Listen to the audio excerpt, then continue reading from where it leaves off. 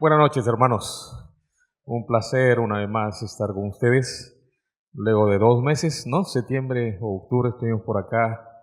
Pero bueno, doy gracias a Dios por la oportunidad, privilegio de hacerlo y también la ocasión.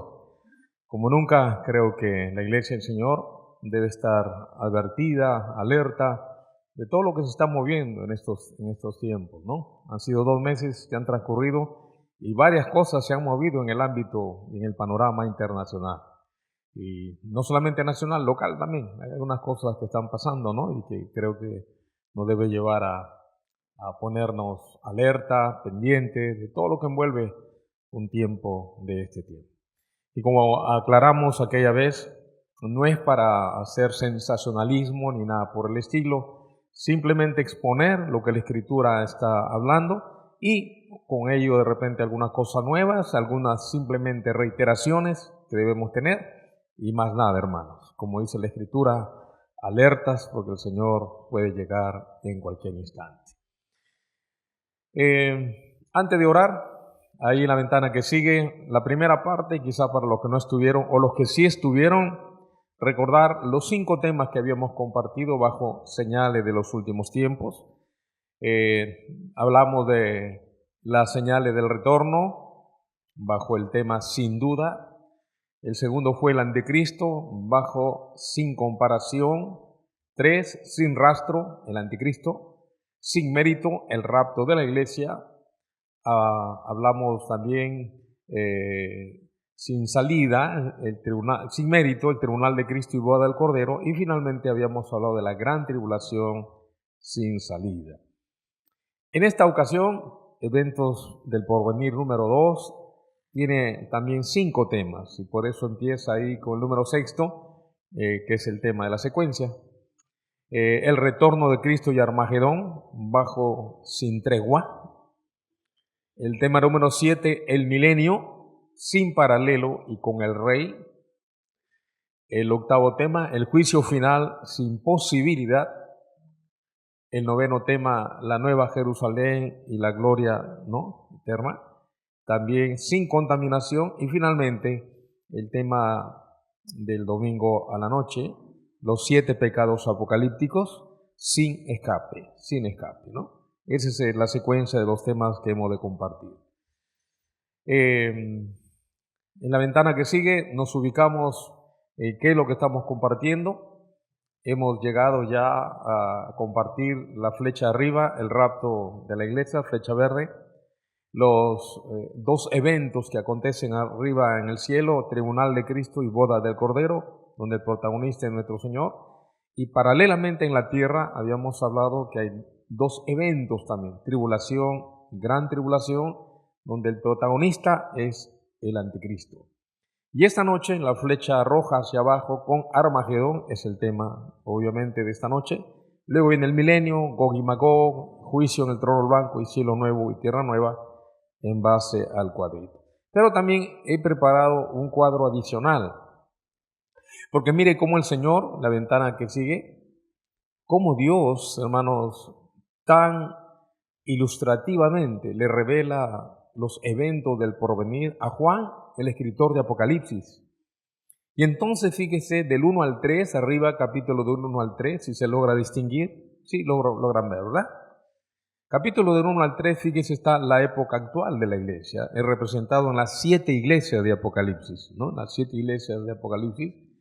Luego de los capítulos 4 al 19, arriba tribunal de Cristo y boda del Cordero, y abajo los 7 sellos, las 7 trompetas y la gran tribulación, que es la época de sufrimiento sobre esta tierra. Y luego viene de Cristo con sus santos en el 19, y del 20 al 22, como Dios le revela también a Juan el milenio, el juicio del gran trono blanco, el cielo nuevo y nueva tierra y el estado de la eternidad.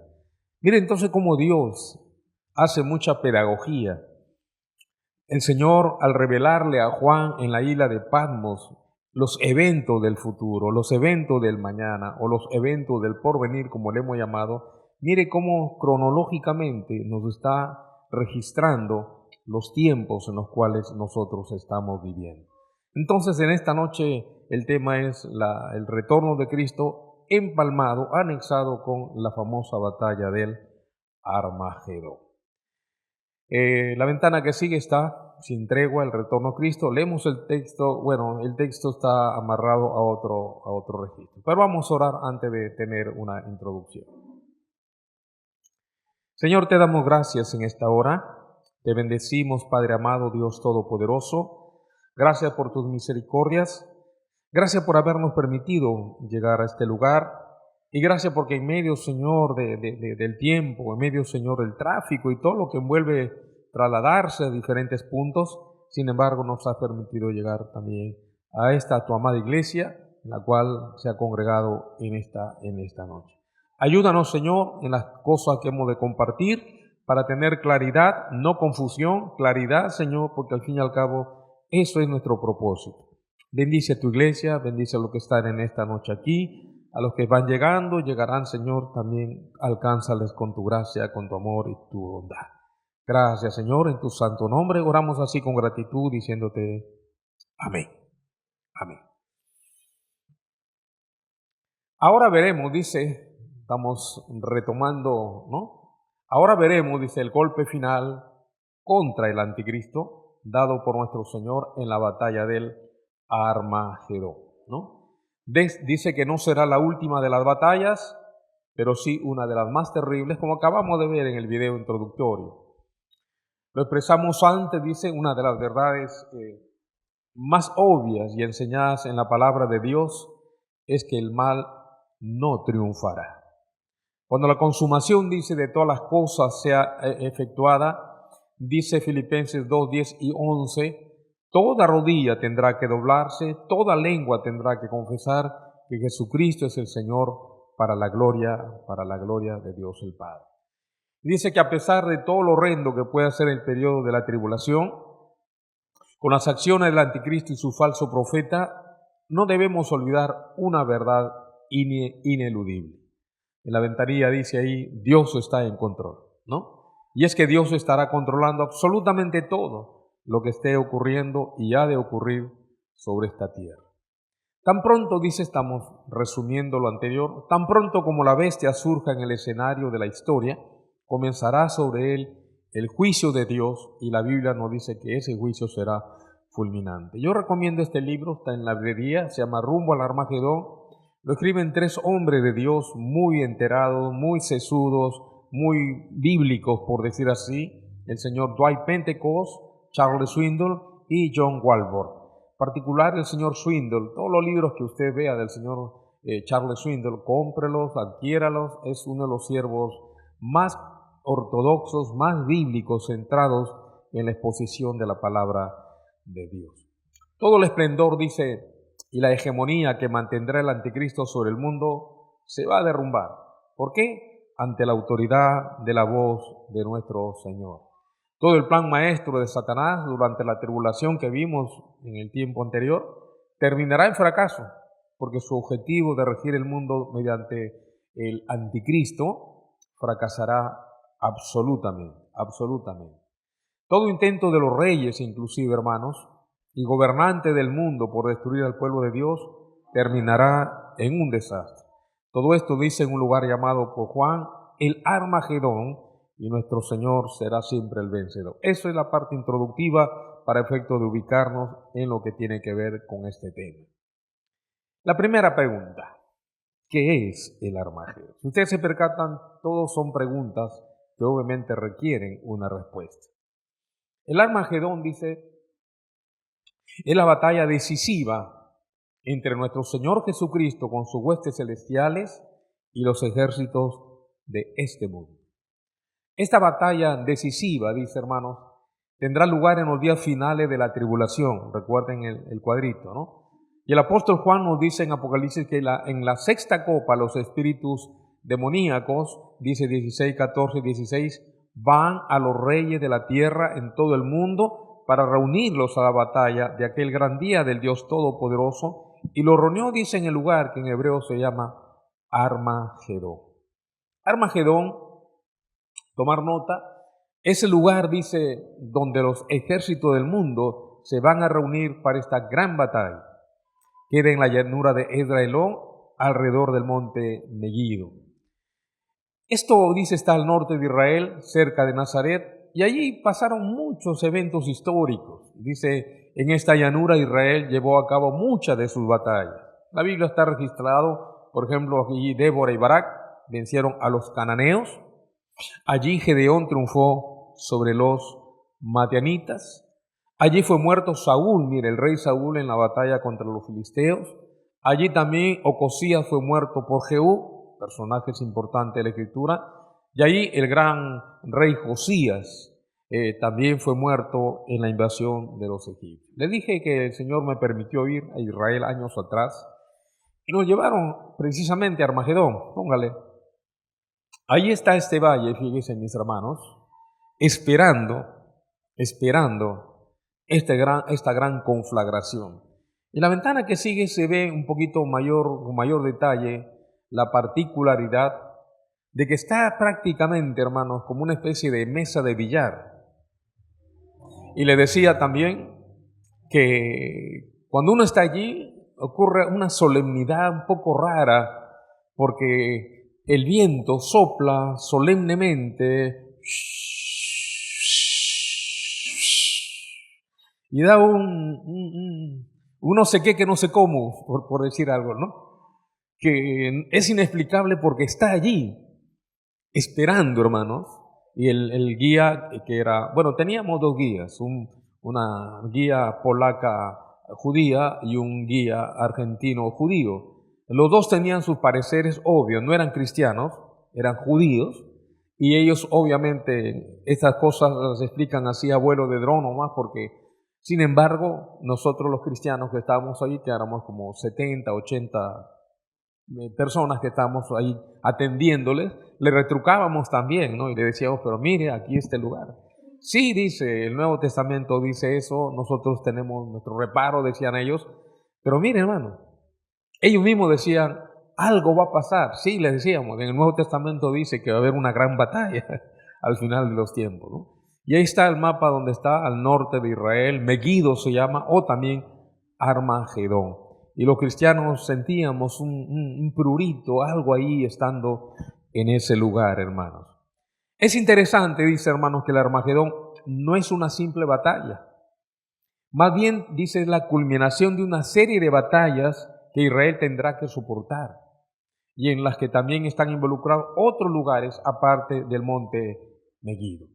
La palabra batalla, dice, viene de la palabra griega polemos, que significa campaña, lo cual nos habla de una campaña de Armagedón. Son varias batallas previas, las previas, preliminares, que van a desembocar en ese lugar llamado Armagedón, lo cual, dice, nos indica que es una guerra larga con diferentes batallas en diferentes lugares y que terminará precisamente, culminará en este monte llamado Megiddo como la última de las batallas llamada Armagedón. La segunda pregunta, ¿qué propósito tiene el Armagedón? ¿Por qué esta batalla? En primer lugar, hay dos propósitos muy marcados. El primer propósito, obviamente, proteger al pueblo de Israel. Y otra vez hago la aclaración, que sería otro tema, por cierto, ¿no? Para Academia Bíblica, con una pizarra allí, hablar lo siguiente. Una cosa es el Estado político de Israel y otra cosa es el Estado como llamado el pueblo de Israel.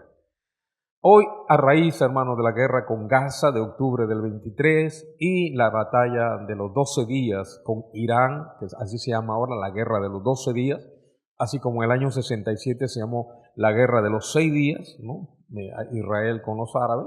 Esta guerra con Irán se llama, ya la etiquetaron así, la guerra de los 12 días porque duró 12 días. Y entonces, en el ámbito cristiano, algunos confunden esto, hermano, y han salido mucha gente cristiana antijudía, apoyando a los palestinos, apoyando a los enemigos de Israel. Y cuidado, hermanos, porque la Biblia va a decir que debemos orar por la paz de Jerusalén. Dice que debemos orar por la paz de Jerusalén.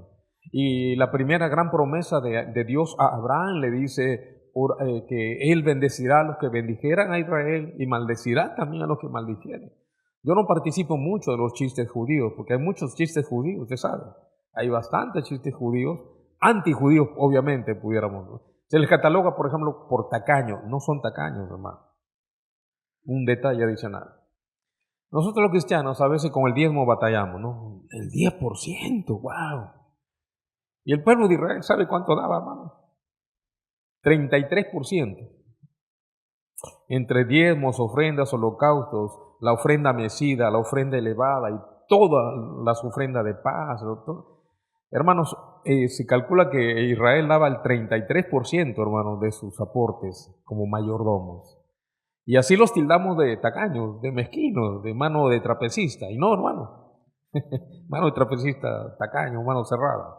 Cierro el paréntesis. Primer propósito entonces, proteger al pueblo de Israel. Dios le hizo promesas desde tiempo de Abraham a su pueblo y muchas de ellas aún no se han cumplido, hermano. Si los gentiles, o sea, los no judíos, que durante la tribulación odiarán a Israel, fueran capaces de exterminarlos por medio de las persecuciones, como ocurre, dice en 24:9 de Mateo, dice, entonces os entregarán a tribulación y os matarán y seréis, dice, aborrecidos de todas las gentes por causa de mi nombre. O sea, el odio que hoy se le tiene a Israel es nada, hermano, respecto al odio que se le va a tener al final de los tiempos, como nunca antes, hermano. Si hoy se le odia, se le rechaza, se le vilipendia, hermano, a Israel, al final de los tiempos va a ser mucho, mucho peor, hermano.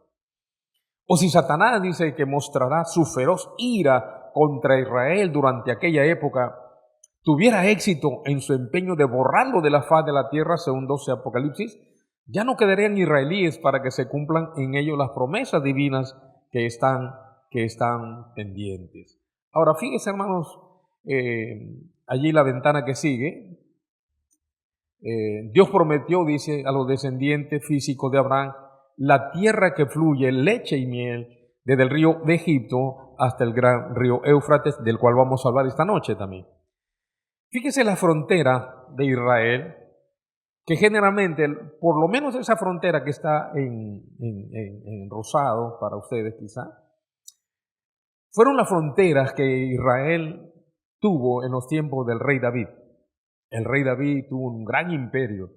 Y fueron las fronteras, hermanos, que cuando Dios en Génesis 15 le dice a Abraham, mira al norte, al sur, al este y al oeste, le dice, todo eso será el patrimonio del pueblo al cual te voy a enviar. Cuando uno lee eso, uno se va a dar cuenta, hermanos, que en el tiempo de Abraham la vista era más que 20-20. Hoy tener vista 20-20 es mirar cientos de metros. Y entonces Abraham miró, y mire qué es lo que miró. Y él estaba en Ur de los Caldeos, al sur. Usted se imagina entonces la implicancia que tiene eso. Ahora, hoy Israel, fíjese, hermanos, ventana que sigue, solamente es esa tribita amarilla que está allí. 20.000 kilómetros cuadrados, nada más. Eso es Israel hoy. Cuando ellos llegaron eran 22.000 kilómetros. Pero en el año 93, Isaac Rabin, en virtud de que Israel llega a su tierra en el año 1948, un 14 de mayo, pero del 48 a los 90 no había días de paz. Y entonces Isaac Rabin dice, vamos a tener un programa de tierras por paz. Y empezó a entregar el oriente de Jerusalén, Nablus, Jericó, Belén. Comenzó a entregar a los árabes para que ya los dejaran un poquito en paz. Pero el golpe de gracia, la copa que derramó el vaso es cuando él entrega Hebrón al sur de Jerusalén. ¿Y sabe por qué? Hebrón es la tumba de los patriarcas, número 1. Y número 2, es heredad de Caleb. En casa lean, por favor, de Josué 14. Eso fue entregado en heredad para Caleb y todos los descendientes de Caleb. 3 veces se usa la palabra y fue heredad, y fue heredad, y fue heredad. O sea, y toda heredad es para siempre jamás. Y entonces cuando Isaac Rabin entregó Hebrón, un 4 de noviembre del año 95, un ultranacionalista en una parada militar le quitó la vida. Tierras por paz, no funcionó, y más bien de los 22.000 kilómetros que Israel encontró cuando llegó, ahora tiene 20.000 kilómetros. Y todavía, fíjese, dentro de su ciudad, si usted ve una franjita rojita, todavía eso no es de ellos. Dentro de esa franjita amarilla hay una parte del terreno que no les pertenece, pertenece a la autoridad palestina, es administrado por los palestinos. O sea, mire entonces lo pequeñito que es Israel. Pero la ventana que sigue otra vez, la misma ventana anterior, pero en una frontera negra, es lo que en algún momento, y en casa pueden leer el Salmo 83, donde aparece precisamente la recuperación de ese gran territorio que estaba en el tiempo del rey David, y obviamente va a recuperar. Esto es algo, dice entonces siguiendo, que jamás se ha cumplido literalmente. Israel todavía es una pequeña porción de la tierra, no obstante que está dentro, como vimos en la parte primera, dentro de lo que es el ombligo del mundo. El ombligo del mundo, hermano, no es Cusco, es Jerusalén. Ezequiel 5:5, en casa léalo porque ya lo vimos en la primera parte. Dice, una de las promesas de Dios que le hizo al rey David no se podrá cumplir si Dios no protegiese y preservase a Israel. 7:10 de 2 Samuel dice, además yo fijaré lugar a mi pueblo Israel y lo plantaré para que habite en su lugar y nunca más sea removido. 3:20 de Joel también le dice, pero Judá será habitada para siempre y Jerusalén por generación y generación. 14:15 de Amós 9 dice, y traeré del cautiverio a mi pueblo Israel, pues los plantaré sobre su tierra y nunca más serán arrancados de su tierra que yo les di, ha dicho oh Jehová, Dios tuyo. Y entonces viene una aseveración.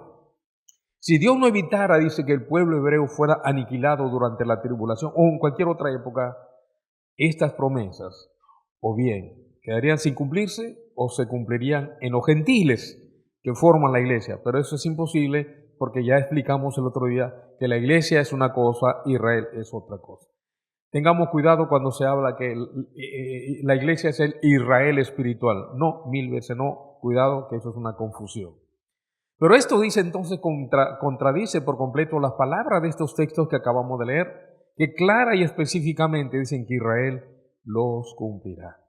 Y por eso dice ahí, hermanos, Dios va a ejercer una protección a su pueblo, y muchos de ellos al final de la tribulación, como hemos visto el otro día y lo vamos a reiterar más luego, en esta o en la próxima creo, se volverán a Dios arrepentidos en busca de salvación. Por eso les recalco, hermanos, en casa, por favor, 9, 10 y 11 de Romanos, denle una lecturadita y cosa que podamos tener un alcance de a qué se está refiriendo esto. Zacarías 12:10 dice, y derramaré sobre la casa de David y sobre los moradores de Jerusalén espíritu de gracia y oración.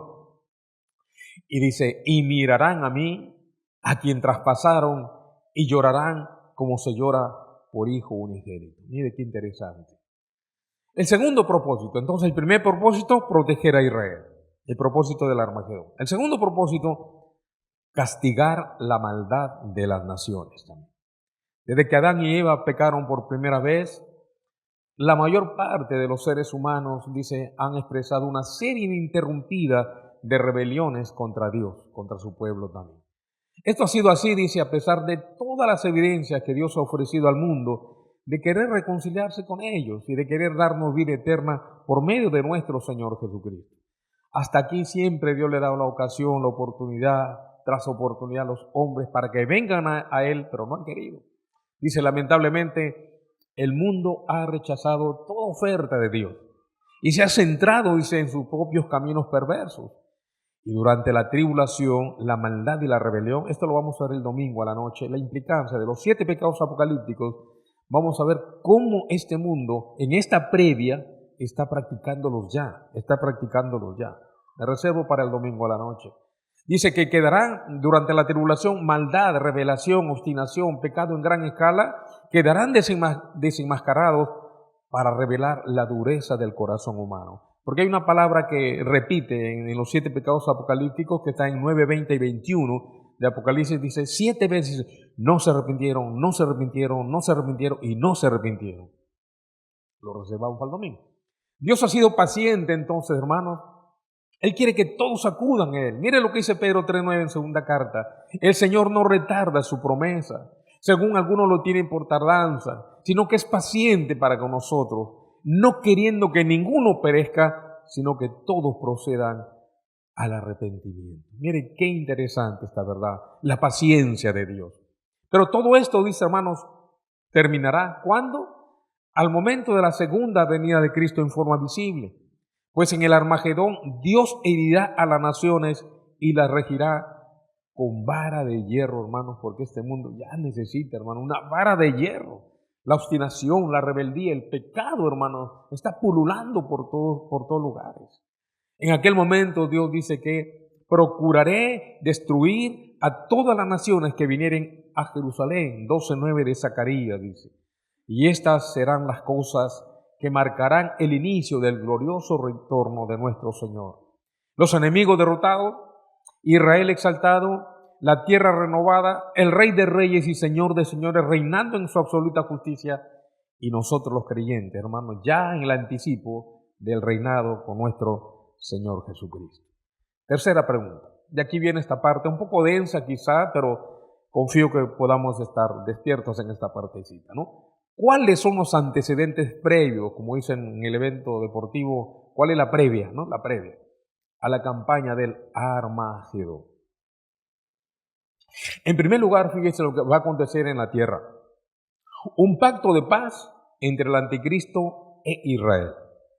Recordar, dice que la iglesia ya no está, ha sido levantada. Entonces hace su aparición el anticristo y haya un mundo convulso en guerra y en falta de paz.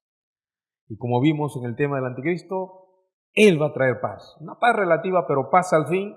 Y como decíamos, también le van a dar hasta el premio Nobel de la Paz, porque trae paz a este mundo. Ya le dije que en las Naciones Unidas no es una cantina de mala muerte. En las Naciones Unidas dijeron, el mundo está en caos, el mundo está en bancarrota, alguien tiene que venir a traer paz y orden. Sea Dios o sea el diablo, bienvenido sea. Allá lo dijeron en las Naciones Unidas, mis hermanos. Y los grandes jerarcas de la política ratifican eso, que alguien tiene que venir a poner.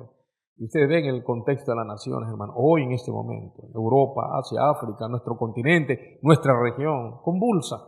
Lo que está pasando en México, hermanos, ahorita estar al tanto porque puede pasar, y a la señora la desembarquen también del mando ahí del gobierno, la señora, ya me fui el nombre, ¿no? Ya. Recordemos que la iglesia ha sido levantada. Entonces hace su aparición el anticristo y haya un mundo convulso en guerra y en falta de paz. Y entonces su primera medida, ¿ve? Pacificar, ¿qué? El Medio Oriente, que le dije que ya le están cambiando el nombre, ya no a Medio Oriente, sino Miedo Oriente, ¿no? Por todo lo que está pasando y va a pasar allí. 9:27 Daniel, y por otra semana confirmará, dice, el pacto con muchos. Hará un pacto de paz con Israel por 7 años. Este pacto de paz le permitirá a Israel, sí, hermanos, vivir con libertad en su territorio. Pero precisamente, hermanos, Israel, todos los pactos que los países han hecho con Israel, se los han violentado, hermanos. Y el pacto mayor es este pacto. Hace poco Israel ha hecho convenios económicos, comerciales, con varios países árabes. Con Bahrein, con la Liga Árabe, la Comunidad Árabe del sur de África. Ha hecho varios convenios. Era algo inaudito. Pero todos los pactos que hace Israel, hermano, de pronto se los rompe. La ventana que sigue dice, ¿podrá reconstruir con ese pacto su templo de nuevo en Jerusalén? ¿Gozará de la protección de la Confederación de Naciones presidido por el Anticristo? Sí, en la imagen ustedes van a ver, el templo es lo que está arriba y lo que hoy es la mezquita de Omar. Esa mezquita debe salir y se va a reconstruir ese templo. Les decía, hermanos, que ese templo fue iniciado su construcción en el año 20 antes de Cristo y fue terminado el 64 después de Cristo. Más de 80 años duró la construcción de ese templo, hermanos. Pero dicen los entendidos que con las técnicas de la construcción, solamente en 6 meses se levanta ese templo. Los planos ya están encontrados, la lista de los levitas, hay una base de datos de los levitas que son los que van a servir, en la granja de las grandes vacas que van a ser sacrificadas, ahí también ya está listo todo, así que todo está preparado en cierto sentido, mis hermanos, ¿no? Ahora, ustedes recuerdan la famosa película En busca del arca perdida, ¿no? De Harrison Ford. Él se forró de plata, mano, porque filmó una película que es una leyenda. El arca, como compartí el otro día, no está aquí en la tierra. Unos dicen que está en Sudáfrica, Holanda, Paraguay, otros dicen que está en Argentina, y otros dicen que está debajo de esa cúpula. Pero Apocalipsis va a decir que no está aquí en la tierra, está en la presencia de Dios. Dice que el ángel abrió, a Juan se le reveló. Mañana veo ese texto, hermanos, para compartirles. ¿Dónde está el arca del pacto? Y ya están filmando la número 6, creo, de En busca del arca perdida. Y es mito, fantasía, leyenda, hermano. No gaste su plata con esas películas, obviamente, ¿no? 2. El anticristo rompe el pacto con Israel. Carlitos, me hace recuerdo mañana para enviar, para poner la ventana del arca perdida, ¿sí? Lo tengo en otro material. El anticristo rompe el pacto con Israel, pero todo será solo por 3 años y medio, le dije. Pues a mitad de la tribulación, el anticristo rompe su pacto con Israel y comienza el periodo conocido como la gran tribulación. 9:27 dice, a la mitad de la semana, hará cesar el sacrificio y la ofrenda. A mitad de la semana es 3 años y medio. 24:21 de Mateo amarra, dice, porque habrá entonces gran tribulación, cual no la ha habido del principio del mundo hasta ahora ni la habrá.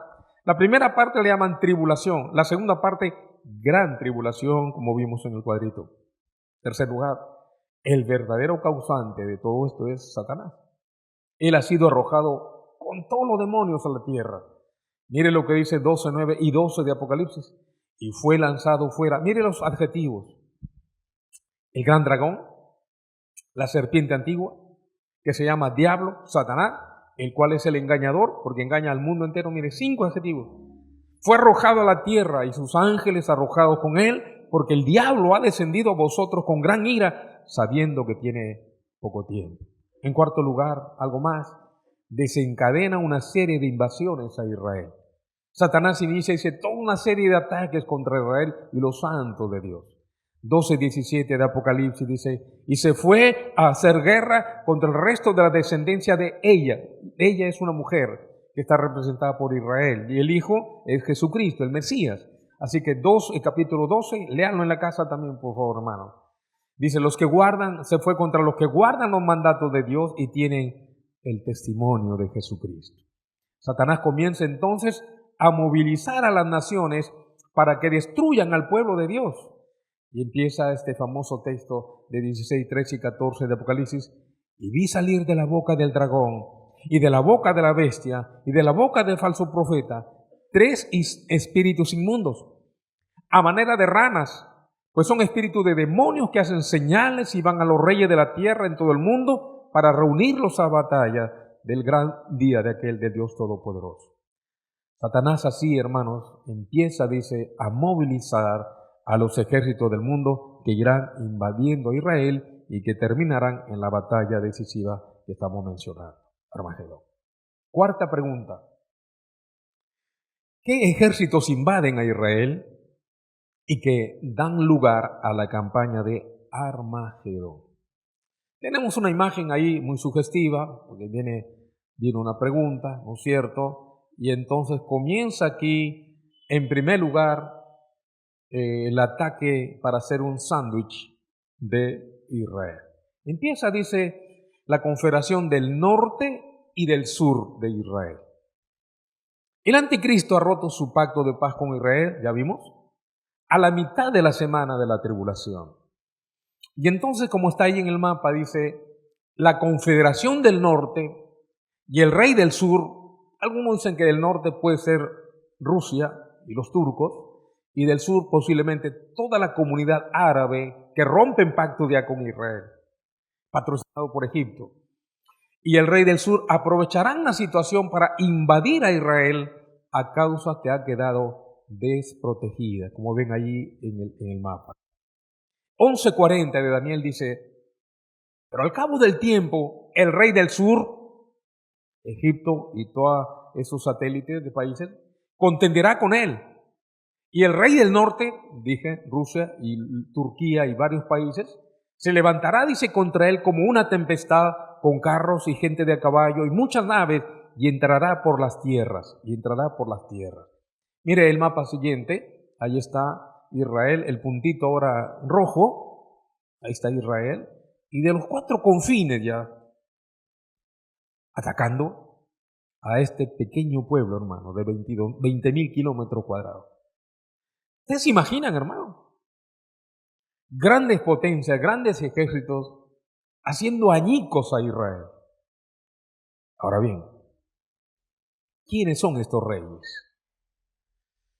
En Ezequiel 38, que también anote, lea en casa, pero acá están los versículos 2 al 6. Allí se menciona, mire, los nombres antiguos y al costado los nombres actuales. Gog y Magog, ayer se llamaba así, hoy se llama, están ubicados en los territorios de Rusia, Ucrania y Kazajistán. Mesec y Tubal, ayer se llamaban así, hoy es la Turquía moderna. Y otros, lo tengo en otro material, han hecho el desagregado lingüístico de Mesec y van a decir que es la antigua Moscú. Mesec es lo que es hoy Moscú, capital de Rusia, por eso hablamos de Rusia. Y Tubal es una provincia muy importante hoy en Rusia que se llama Tobolsky, pero Tubal era el nombre antiguo, fíjese. Persia era ayer, hoy es Irán. Kuz se llamaba a lo que es hoy Etiopía en África. Fud es lo que es hoy Libia al norte de África. Y mire Gomer, mire ese detalle de Gomer, posiblemente dice el este de Turquía, cerca de Siria, pero también se cree que descendientes de Gomer poblaron también parte de Alemania. Por eso que a los alemanes le llaman germanos o Germania, fruto de esta tribu llamado Gomer. Togarma, mire hermanos, es la actual Armenia. Y al rey del sur se le identifica con Egipto, que se une a esta coalición. Pero hay un detalle muy curioso, hermano. Dice, si nos damos cuenta, todos estos países, en su mayoría, son musulmanes. No sé, bueno, sabemos que la iglesia aquí en San Juan y varias iglesias están anexadas a Net Global y otras a Unidos por la Misión. Y estamos hablando muy fuerte, hermano, de la ventana 1040, donde están los países no solamente budistas, hinduistas, sino musulmanes también, hermanos, donde estamos enviando gente para, obviamente, ganar para el Señor a mucha gente. Todos estos países son mayoría musulmana. Y un detalle adicional, hermanos. La estadística actual va a hablar de que hay un 12% ya en Europa de musulmanes. Y se cataloga que para el 2050, dicen algunos, en función al crecimiento demográfico, es decir, de hijos que tienen los musulmanes. Ellos no tienen 2, 3, no, tienen hasta 8 hijos, hermano. Y ellos lentamente, hermanos, están haciendo crecer su demografía, su población.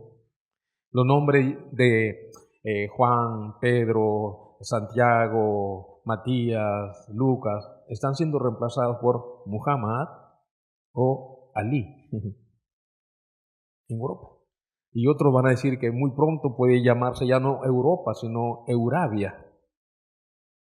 O sea, todo esto, hermanos queridos, fíjense, en función a esto que estamos hablando, que estos países que son archi, ultra, hiper, plus, enemigos de Israel, la mayoría son musulmanes. Rusia y sus aliados islámicos, entonces, dice, serán destruidos por Dios, quien les enviará, según 38:22 de Ezequiel, pestilencia y con sangre, impetuosa lluvia, piedra, granizo, fuego y azufre. Algunos dicen también que este texto va a hablar de bombas atómicas que caerán sobre ellos. Como resultado, Dios dice a este poderoso ejército, según 39, 4, 6 y 11 de Ezequiel, sobre los montes de Israel caerás tú y todas tus tropas, y los pueblos que fueren contigo, aves de rapiña de toda especie, y las fieras del campo, te he dado por comida, y enviaré fuego sobre Magog. Yo daré a Gog lugar para sepultura allí en Israel, pues allí enterrarán a Gog y a toda su multitud. Tome nota, norte, sur. Ahora en tercer lugar, mire, viene occidente, la invasión de los ejércitos de la bestia, tercer punto cardinal. Ante la destrucción de los ejércitos de la Confederación del Norte y del Sur por parte de Dios, todos los ejércitos de la bestia que conforman el reavivado imperio romano. Tomen nota, hermanos, que Daniel va a decir que el imperio romano va a resucitar. Usted recuerda, hermanos, Daniel 2 y Daniel 7.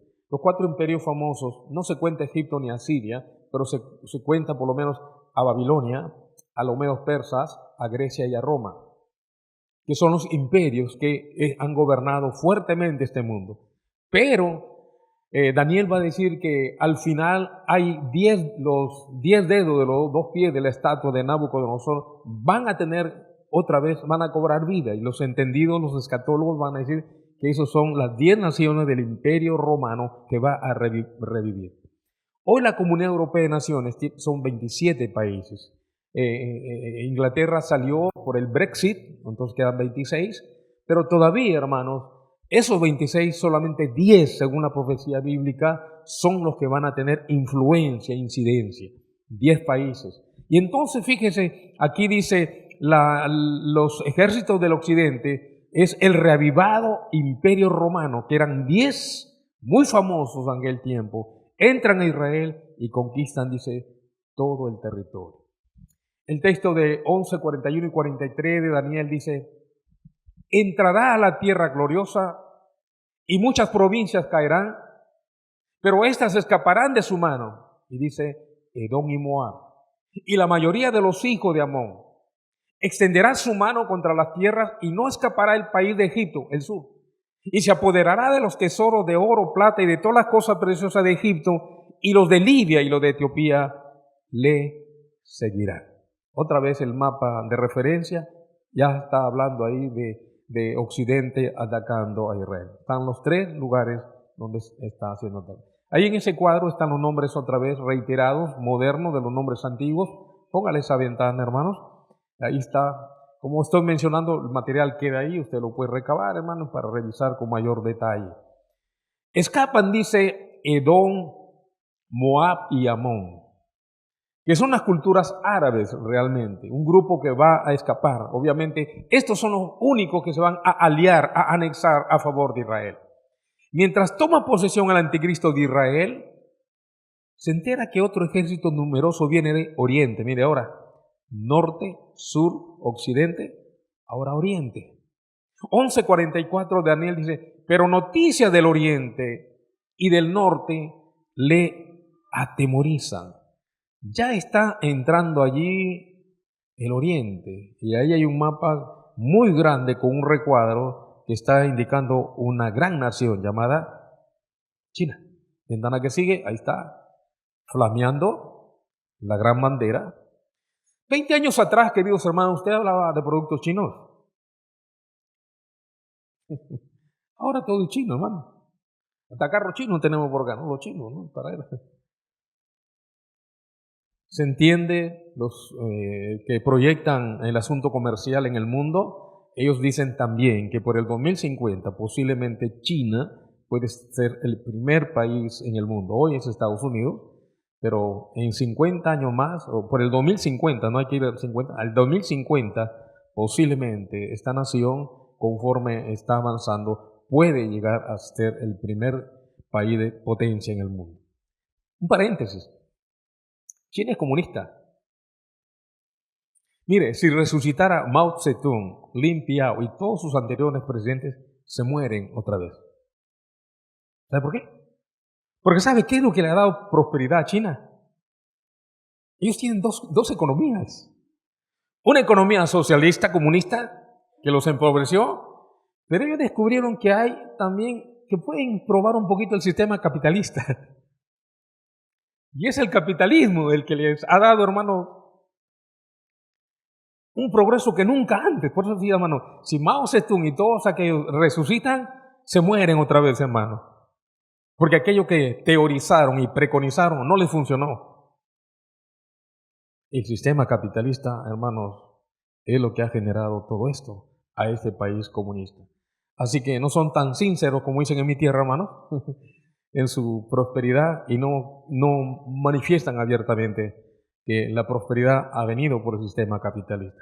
Si no, mi hermano, no hubieran invertido en el gran megapuerto aquí en Chancay. Y tenga cuidado porque es otra, como le llaman, puente de base posible militar en algún momento, hermano. Tome nota que es uno de 50 puertos que tiene en el mundo China, hermano. ¿Sabía usted eso? Ellos tienen más de 50 puertos en toda la tierra, hermanos. Yo no hice Chancay, es uno más. Chancay es un Chancay. Porque solamente ahí, hermanos, en el año van a poder estivar, dicen, 1 millón, dicen ellos, 1 millón de containers.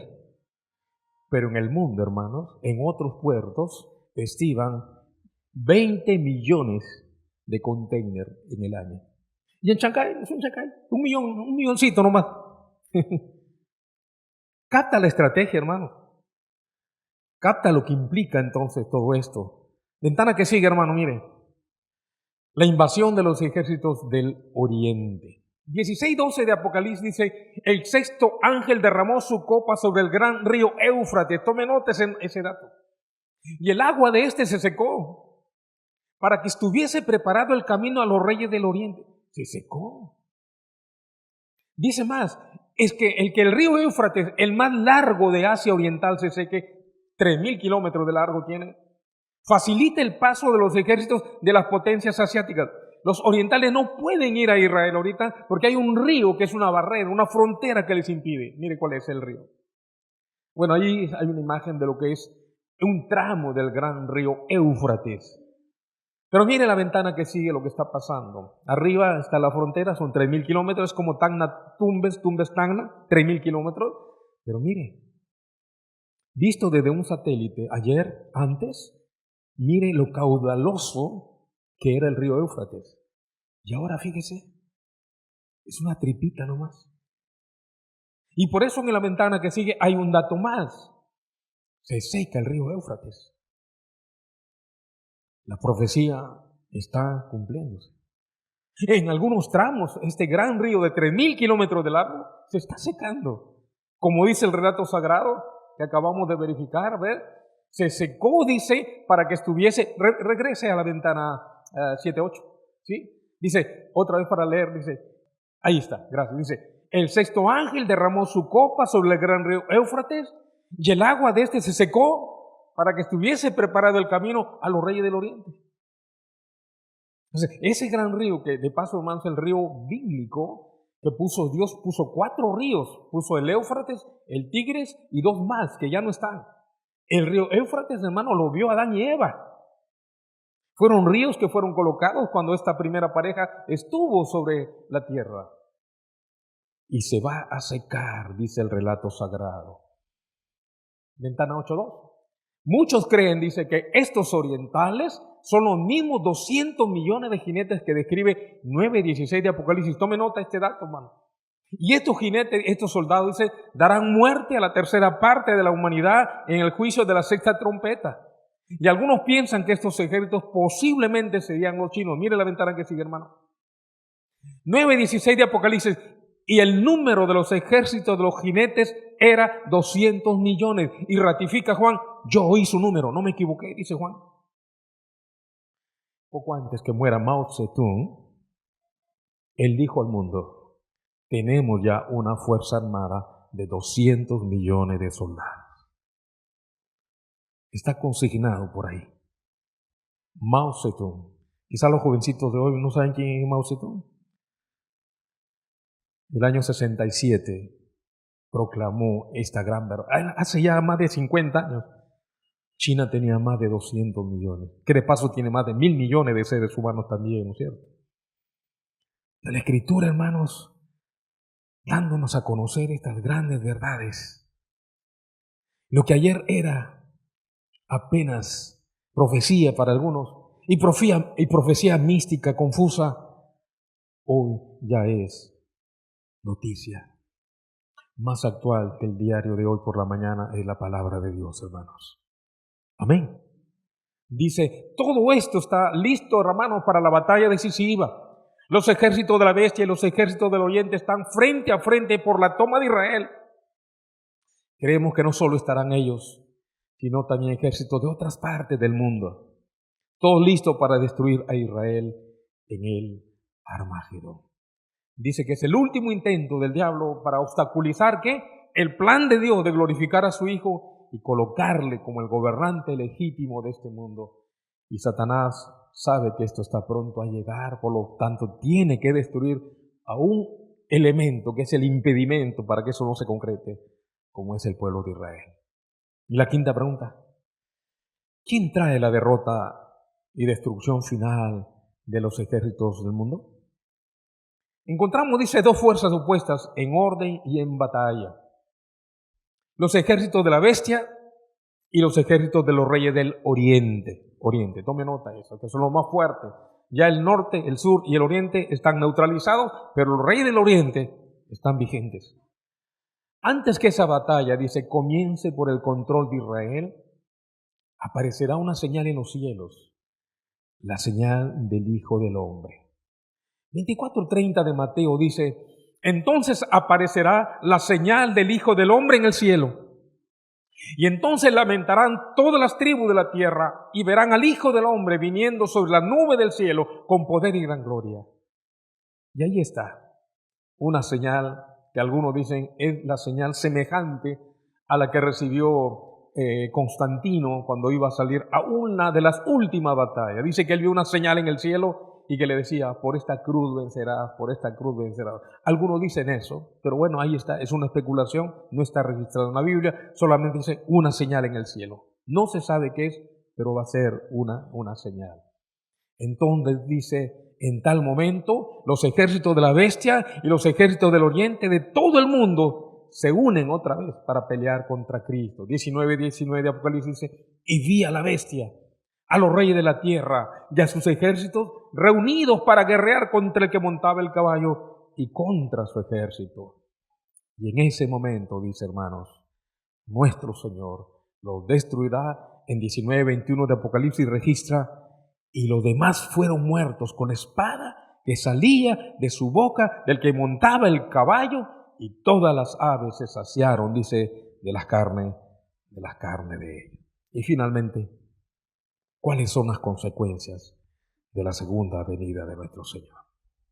Número 1, hermanos, el anticristo y el falso profeta serán derrotados y echados al lago de fuego.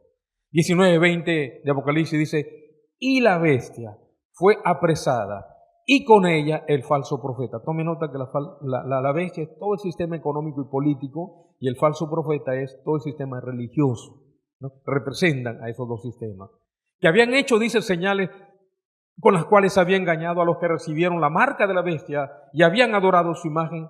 Estos dos fueron lanzados vivos dentro de un lago de fuego que arde con azufre. Número 2, los ejércitos del mundo destruidos. 19:21 de Apocalipsis: y los demás fueron muertos con espada que salía de su boca, el que montaba el caballo, y todas las aves se saciaron de la carne de él. Y número 3, la nación de Israel, mire, reconocerá a Jesús. Luego de toda esta situación, de todos estos conflictos, de todas estas batallas, de todo este sufrimiento, dice Zacarías 12:10, y derramaré sobre la casa de David y sobre los moradores de Jerusalén espíritu de gracia y de oración, y mirarán a mí, a quien traspasaron. Les dije que yo trabajé un tiempo con el movimiento judío mesiánico para ganar a judíos para el Señor. Queridos hermanos, quizá ustedes no imaginan lo que es un judío cuando acepta al Mesías.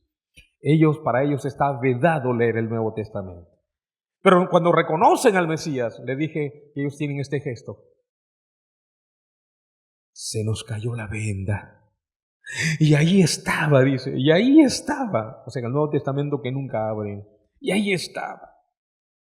Y cuando usted trata con ellos, en sus primeros momentos, hermano, de aceptar al Mesías que vino hace 2000 años, porque ellos esperan todavía al Mesías, para ellos no ha venido, pero aquellos que aceptan al Mesías que ya vino hace 2000 años, hermanos, son como Pablo en miniatura.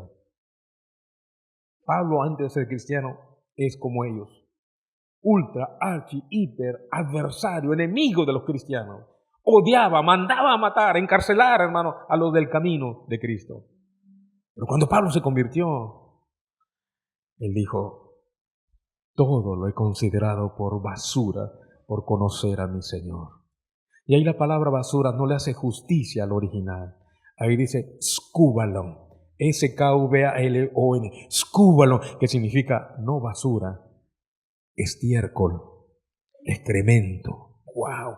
Pablo, ¿eso tú consideras lo que te enseñó Gamaliel, tu gran maestro? Porque Pablo, hermano, sus padres lo llevaron a estudiar con el gran Gamaliel. Así como todo padre quiere que sus hijos vayan a una mejor escuela, a la mejor universidad, los padres de aquel tiempo querían también que sus hijos vayan con Gamaliel, a la Universidad de Gamaliel. Era un equivalente, hermano, de Harvard, Cambridge, la Sorbona, Yale. Ese nivel. Y Pablo dice, hermano, que todo lo que aprendió allí es basura, excremento, estiércol, cuando conoció a su Señor. Y he tenido cerca, hermanos, a judíos que conocieron al Mesías y que aman como quizás nosotros no entendemos, hermano. Aman al Mesías, aman al Señor, oran y lloran, hermano, emocionadamente, porque dijeron, se nos cayó la venda, y ahí estaba, dicen ellos. Y es así como dice aquí, literal. Les daré, dice, derramaré sobre casa de David, sobre los moradores de Jerusalén, espíritu de gracia y de oración. Y mirarán a mí, a quien traspasaron, y llorarán. Y en cuarto lugar, Satanás atado por 1000 años. 21 de Apocalipsis, y vi a un ángel que descendía del cielo con la llave del abismo y una gran cadena en la mano, y prendió al dragón, la serpiente antigua, que es el diablo y Satanás, y lo ató por 1000 años, y lo arrojó al abismo y lo encerró. Y finalmente, número 5, la tierra será sanada, y el Señor será el Rey de todo el mundo. 9:10 de Zacarías 14 dice, y Jehová será rey sobre toda la tierra. En aquel día Jehová será uno su nombre. Toda la tierra se volverá como llanura, y ésta será, dice, enaltecida. Todo esto entonces, dice, marcará el fin del periodo de la tribulación, del cuadrito este que vimos, y el inicio glorioso del reino milenario de nuestro Señor Jesucristo. Terminamos diciendo, Cristo siempre triunfará, hermano. Por eso no nos intranquilicemos, hermano, por si acaso, por la persona y la obra del anticristo y el falso profeta. No, hermano, hay cantidad de falsas enseñanzas por ahí que ya se apareció, que ya apareció en abril, que ya está por acá, que ya... No, hermano, no nos interesa eso. Debemos poner siempre nuestra esperanza en el Señor Jesucristo. Y debido a tal esperanza, hermano, es que en nuestro corazón hay esa oración que decía Juan el apóstol, ven, ven, Señor Jesús. Y por lo tanto, iglesia, prepárate para venir al encuentro de tu Dios. 4:12 de Amós, desde la antigüedad, este profeta de Dios insertó este pensamiento, este texto que de paso fue el lema del inicio de Lima al encuentro con Dios. Prepárate para venir al encuentro de tu Dios. Dice Juan 14:3, y si me fuere, y os prepararé el lugar, vendré otra vez, y os tomaré a mí mismo, para que donde yo estoy, vosotros también estéis. He aquí, dice el Señor, yo estoy a la puerta, y llamo. Si alguno oye mi voz y abre la puerta, entraré a él y cenaré con él, y él conmigo.